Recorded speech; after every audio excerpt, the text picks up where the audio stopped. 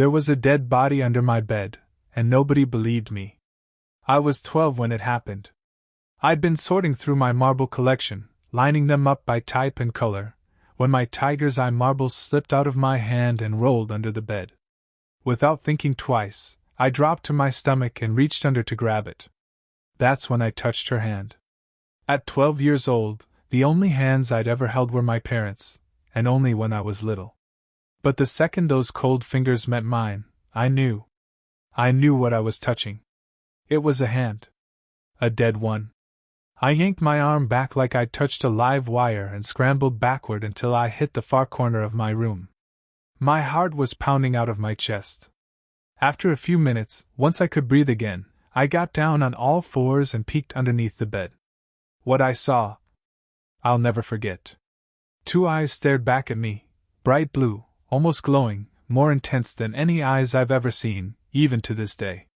That's the last thing I remember before blacking out. Next thing I knew, I was coming to on the floor with my parents leaning over me, faces full of concern. My sister, her name's Emily, told me I let out this blood-curdling scream, then passed out cold. As soon as I was awake enough to speak, the memory hit me like a truck. I shouted that there was a body under my bed. And, of course, my parents looked at me like I'd lost it. Said it was just a nightmare. Just my imagination playing tricks on me. But I wouldn't let it go. I kept insisting, over and over, until they finally gave in and decided to check. I sat curled up on the couch, waiting. I covered my ears and shut my eyes tight, bracing for the scream I knew was coming from my mom when she saw it. Only, it never came. I cracked my eyes open to see both my parents standing there again. But they didn't look scared or shocked. They just looked annoyed. They scolded me for making up such a ridiculous story. Said it was a bad joke and told me not to pull stunts like that again. That was the end of it. My folks were the no-nonsense type, especially my dad, real old-school, strict. Their frustration made me start second-guessing what I saw. Maybe I really had dreamed it. Maybe my brain short-circuited for a second. That night, I did everything I could to stay out of my room. But when bedtime rolled around, I didn't have a choice. One look from my dad told me arguing wasn't an option. With shaky legs and a pit in my stomach, I walked into my room. Everything looked normal. Felt normal.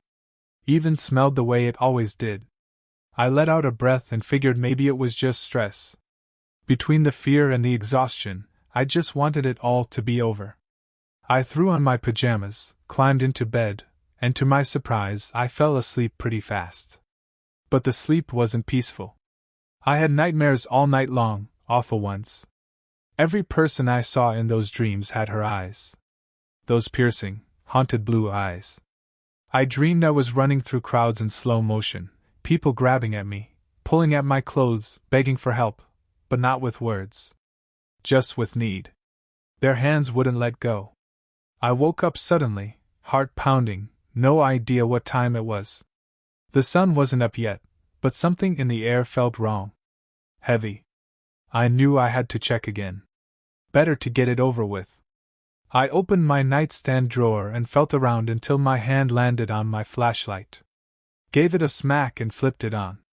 Then I gave myself a little mental pep talk. It's not real. You're just freaking yourself out. I slid off the bed, laid flat on the floor, and pointed the light underneath. No screaming. No passing out this time. I just stared. She was still there. That same woman, with those same terrifying blue eyes. Her body was covered in blood, twisted at strange angles like she'd fallen wrong, or been dumped. But the part that froze me wasn't the wounds or the mess. It was the look on her face. Fear. Desperation. Pain. It glued me to the floor. A part of me expected her to suddenly spring to life, grab me, scream, crawl out like something from one of those horror movies I wasn't supposed to be watching. But she didn't move. She didn't blink. She didn't even breathe. She just was there. Eventually, I snapped out of it and crawled back into bed, silent, numb. I pulled the covers up to my chin and cried myself to sleep, whispering into the dark, "Why me? How was I supposed to deal with this? How the hell was I supposed to fix this? That morning, I woke up groggy and crusty-eyed, too many tears and not nearly enough sleep. I stumbled into the kitchen, where my mom was at the stove, cooking breakfast like usual. She answered my good morning without turning around. It wasn't until my dad spoke up, loudly, that anyone really looked at me. "What the hell happened to your face?" Mom turned, took one look, and started fussing about my swollen, puffy eyelids. My sister, Ashley, got a kick out of it and said I looked like something scraped off the bottom of a shoe, which earned her one of Dad's patented death stares. Without even thinking, I blurted out, "It was the woman under my bed." I didn't get another word out. Dad cut me off, fast and sharp. He was the kind of guy who hated being questioned. Once he made up his mind about something, that was it. No appeals, no debates. He hit me with a cold string of words that made it perfectly clear. This little prank I was running had to stop. Right now. And just like that, the conversation was over. No one said another word that morning. Everyone just did what they always did, played their part, and moved on. I knew better than to bring it up again around Dad. But school? That was different. My best friend Tyler didn't even flinch when I told him. "Dude, she's gotta be a ghost," he said, rubbing his chin like he had a beard, which he absolutely didn't. I'd known Tyler since kindergarten. Even back when we were 5, he was obsessed with spooky stuff. "But I felt her hand," I said, trying to make sense of it all. Tyler just nodded. "Not all ghosts are misty floaty things. Some are solid. You probably touched, like, a spirit with unfinished business or whatever." I didn't totally get it, but at that point, I was willing to believe anything that didn't boil down to your losing your mind. Tyler ran with it from there. He decided she was a lost soul, stuck between worlds, looking for something, or someone. Why she picked me, though? No clue. I was just a kid. My biggest worries were Pokémon cards and cheat codes. Still, the idea that she needed something stuck with me. But figuring that out meant I'd have to look at her again. And talk to her somehow. What do you even do in that situation? Call a priest? Sneak a Ouija board past my parents? The questions didn't stop. They just kept bouncing around my brain the rest of the day. When I got home, the silence hit me like a wall. I was always the first one back. Both my parents worked late, and Ashley had cheer practice. Usually, I'd grab a snack, veg out with the TV for a bit, then knock out homework and chores before Dad got home. That routine was non-negotiable. He always checked. But not today. Today, I had a mission.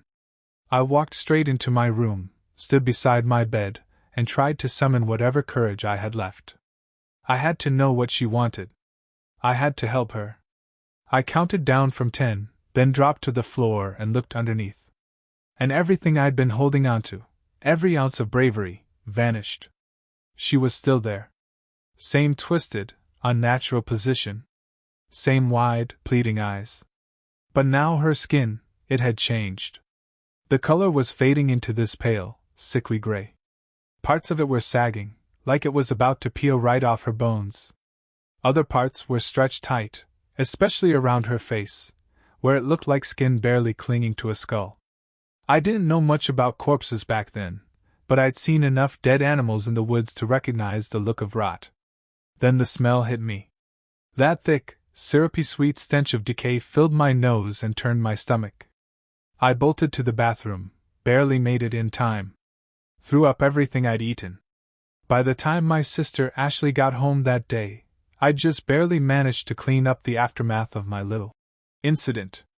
But that was about all I had in me. The chores? Still untouched. She spotted it right away. "Dad's gonna flip," she warned, arms crossed like she was already prepping for the fallout. She wasn't wrong. I knew he would. But honestly, I couldn't even step into my room without dry heaving. It was like seeing that decaying woman had unlocked something. The smell, that awful, rotting stench, was in everything now. It soaked the air, pressed into the carpet, clung to the walls. I tried explaining what I'd seen, and smelled, and how everything had gotten worse. Ashley just stared at me, and I could tell she was annoyed. But then her voice softened a bit.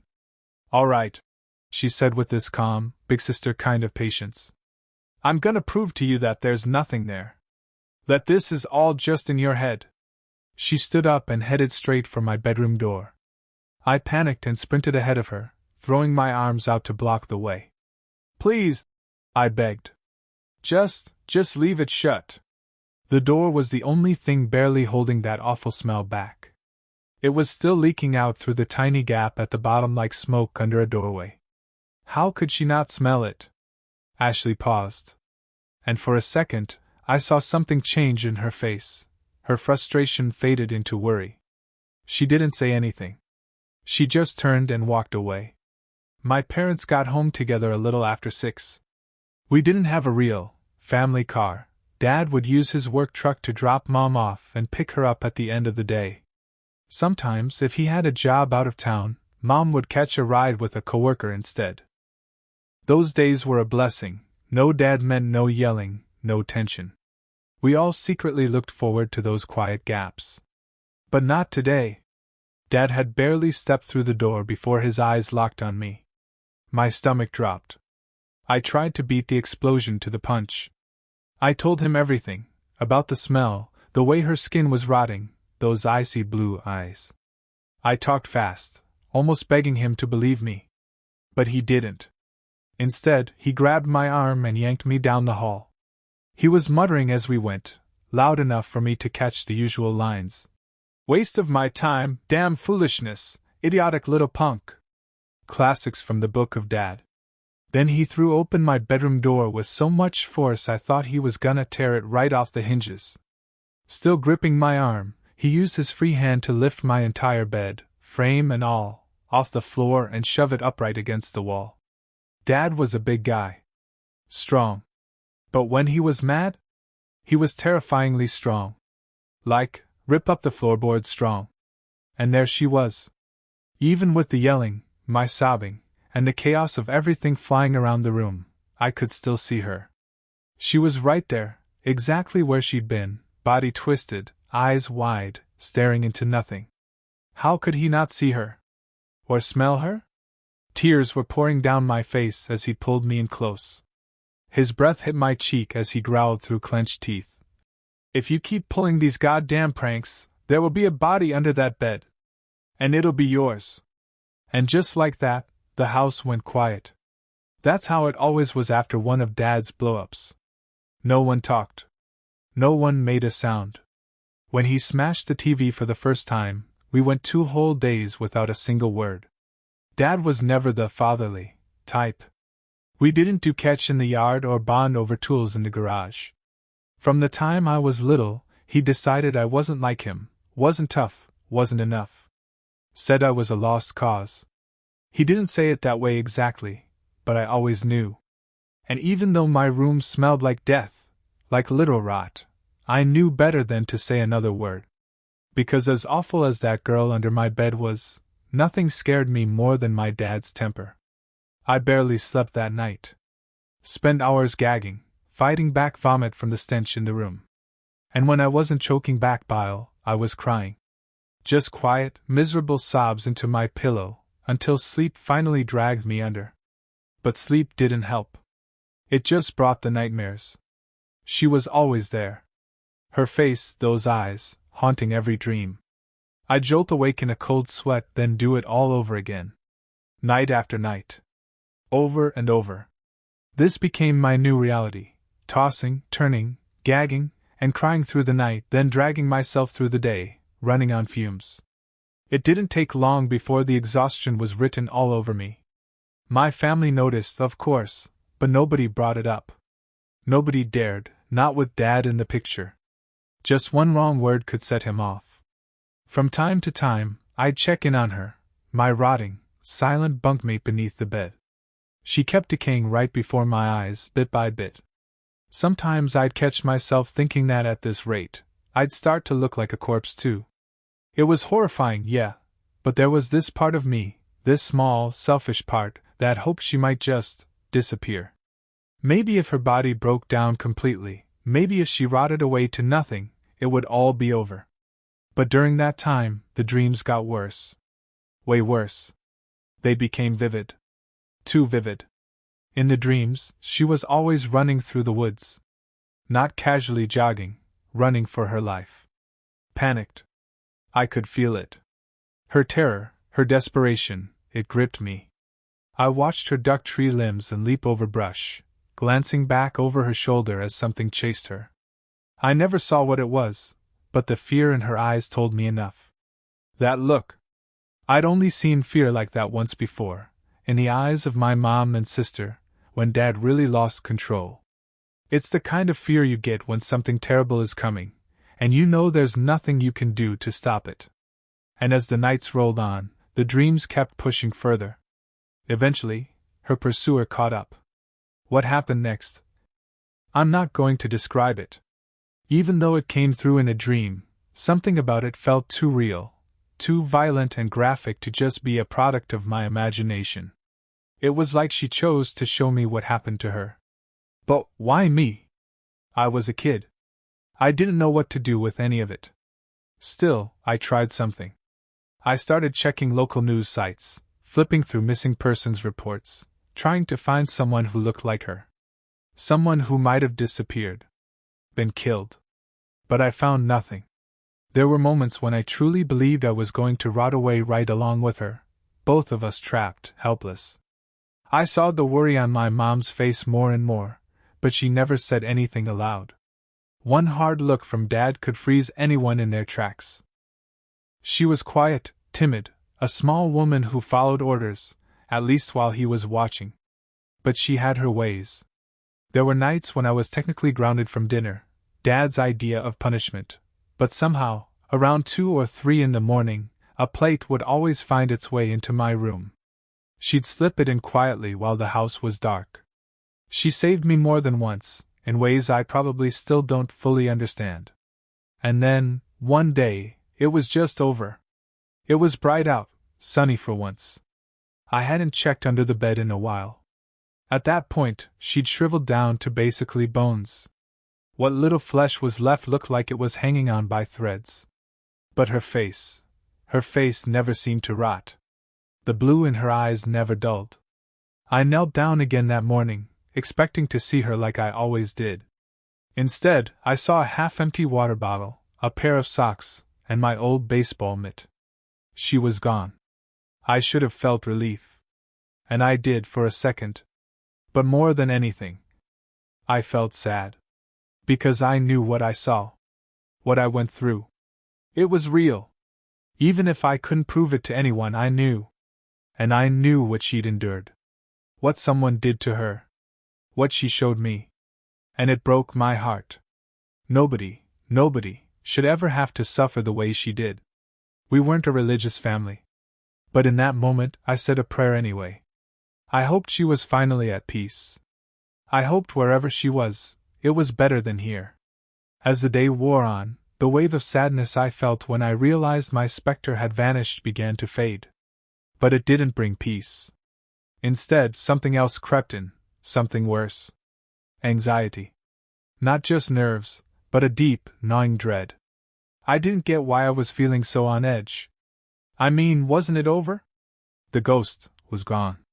Shouldn't that have been the end? Apparently not. Right after lunch, everything changed. My principal, Mr. Cash, showed up at the door of my classroom. No explanation, no warning. Just told me to grab my things and come with him. Now, I wasn't some golden child, but I'd never actually been in trouble before. Not once. And that walk to his office? It was quiet. Uncomfortably quiet. My head raced as I tried to think of what I could have done wrong. But nothing came to mind. Then he opened the office door, and there was my sister, Ashley. She was already crying. That's when I knew, whatever this was, it wasn't about me. And it wasn't good. Mr. Cash, who was usually this upbeat, cheerful guy, looked like someone had just punched him in the gut. He sat us down and said there'd been an incident. Our aunt was on her way to get us. Ashley broke down completely. I just sat there, frozen, trying to make sense of it. Why wasn't Mom coming? What kind of incident? Was someone hurt? Was it her? Had Dad finally gone too far? Mr. Cash stood up, walked to the door, then paused next to me. He placed a heavy hand on my shoulder. Didn't say a word, just gave me this look. Then he left the room. Between Ashley's quiet sobbing, I could hear my own heartbeat pounding in my ears. It got louder and louder, until it turned into this high-pitched ringing, like pressure building inside my skull. Just when I thought I couldn't take it anymore, the office door opened. Our aunt walked in. She didn't give us much. Just said there had been an incident, and that Mom, Ashley, and I would be staying with her for a while. That was it. Naturally, we both started firing off questions. But she wouldn't budge. Just told us Mom would explain everything once we got there. When we pulled up to our aunt's house, Mom was already inside, sitting on the couch like her soul had left her body. Her eyes were red and swollen, the skin around them raw from crying. The moment we walked in, she opened her arms, and we ran to her. I didn't even need to know what had happened yet, just being wrapped up in her arms felt safe. Real. Human. We all sat down together, Ashley on one side, me on the other, and Mom gripped our hands tight. She took a breath, looked at each of us, and started to speak. "Your father did a very, very bad thing," she said, her voice cracking. "And he's not coming home. Maybe not ever." That was the moment everything split. She told us, carefully and with as few details as she could, that our dad had murdered a woman. It happened while he was supposedly away on one of his work trips, except this time, the trip wasn't about work. She didn't tell us much more. Said she wanted to spare us the graphic truth. We weren't allowed to watch cable. No internet either. She was doing everything she could to keep the horror of it all from landing in our laps in full color. We were told we'd be staying home from school for the rest of the week. Maybe longer. And sure, under normal circumstances, that would have sounded like a dream to a 12-year-old. But not this time. This felt like a nightmare we couldn't wake up from. That night, once everyone had surrendered to sleep, I crept out into the living room. I kept the volume low and flipped the TV over to the local news. I didn't know exactly what I was looking for, just that I had to know. I needed to see it with my own eyes. And there she was. Her photo filled the screen, Anna Elizabeth Collins. Dressed in a jet black cap and gown, her smile soft but proud. She was 19. Not much older than Ashley. They said she'd fallen in with the wrong crowd after high school. No direction, no car of her own, she'd get rides from strangers to get around. Hitchhiking. It was hikers who found her body, out in the woods. The man last seen giving her a ride? Matched the description of my father. Right down to the work truck. The cops had been watching him for weeks, waiting for a mistake. It finally came when he tossed a cigarette onto the ground. They picked it up. Ran the DNA. It matched Anna. And 2 other women. 2 other cases that had gone unsolved until now. I stared at the screen, at those soft, ocean blue eyes. And instead of fear or grief, I felt peace. Real peace. Even though she'd been hurt, killed, by my father, I knew she was finally at rest. I turned off the TV, laid down on the couch, and let sleep take me without a fight. That night was different. No gagging. No tossing or turning. No nightmares. That night, I dreamed I was standing in the middle of my bedroom. The air felt still and warm. And then, she appeared. Anna. She stepped through my doorway, not as the broken, bloody version I'd seen so many nights, but as the girl from the news. Whole. Beautiful. Calm. She didn't walk, she floated, almost. This soft light surrounded her, like her presence was pushing the darkness away. She stopped in front of me, placed both hands on my shoulders, and pulled me into a quiet hug. It was gentle. It was healing. In that moment I knew. Life was going to be different now. For all of us. There were questions ahead, and struggles. But I also knew, really knew, that somehow, we were going to be okay. I spent 20 years working highway patrol, and let me tell you, I've seen just about everything. High-speed pursuits, shootouts, close calls that could have gone either way. But nothing, and I mean nothing, ever shook me like what went down in the summer of 2018. It was one of those late-night shifts, graveyard duty.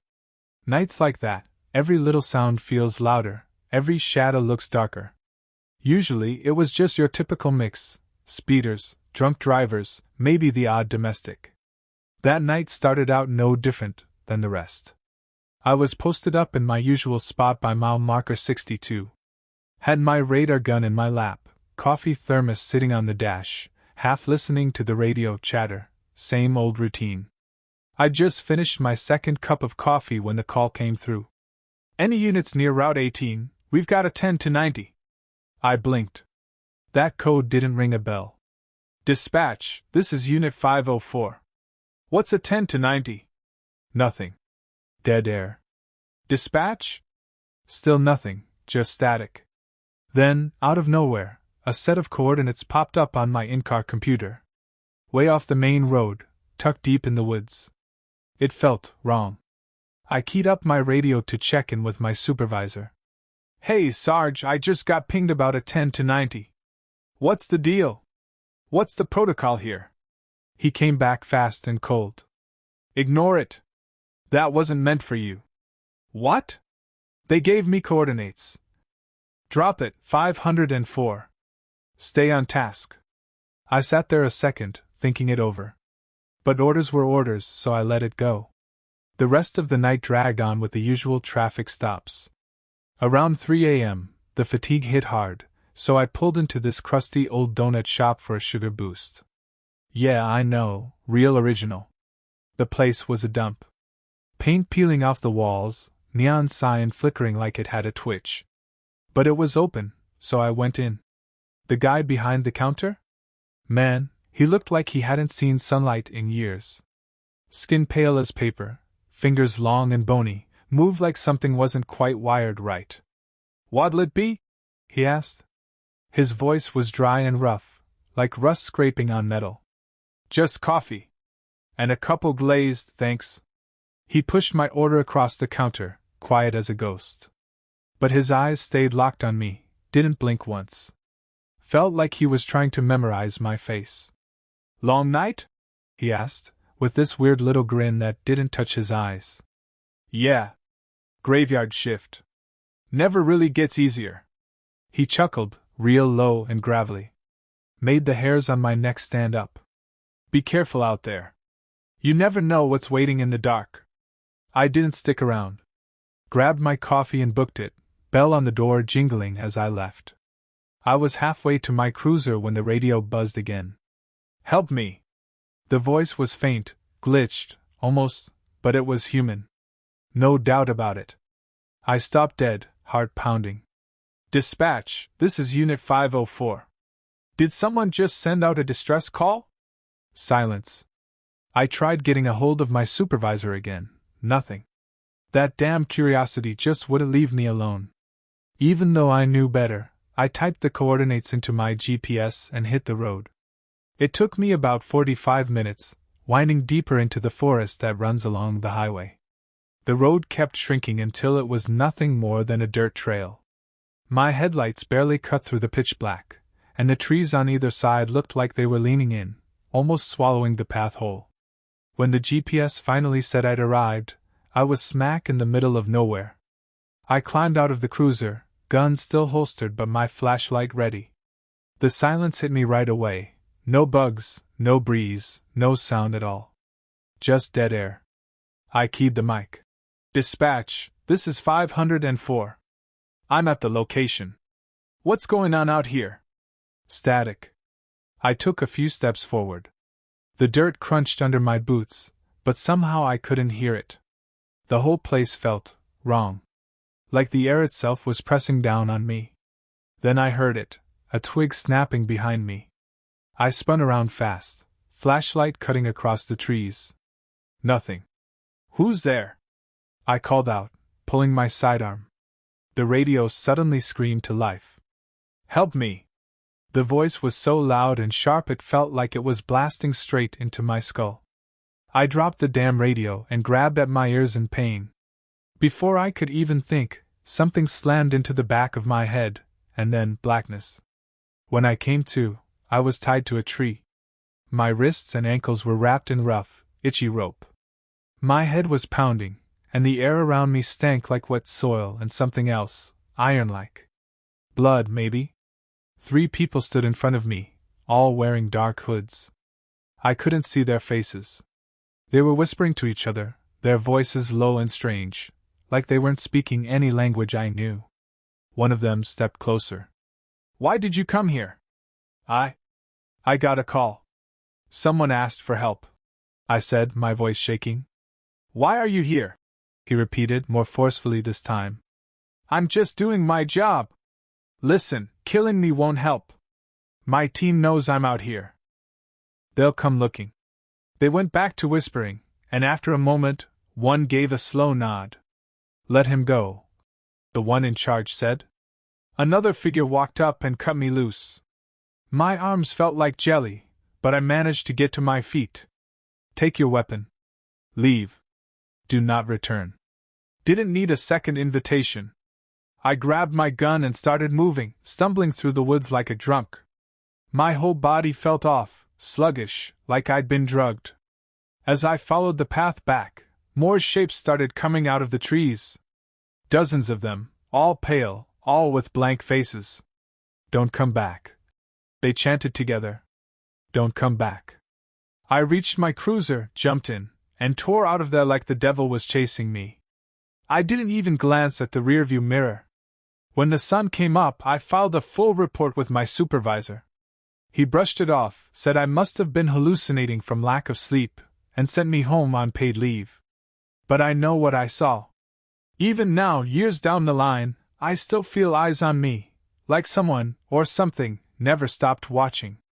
I kept one of my old radios from my patrol days. Most nights it just sits there quiet, gathering dust. But once in a while, real late, it crackles. And sometimes I hear the voice again. "Help me." Sometimes it says my name. And tonight, I've decided. I'm going back. I don't care what's out there anymore. I need to know the truth. Wish me luck.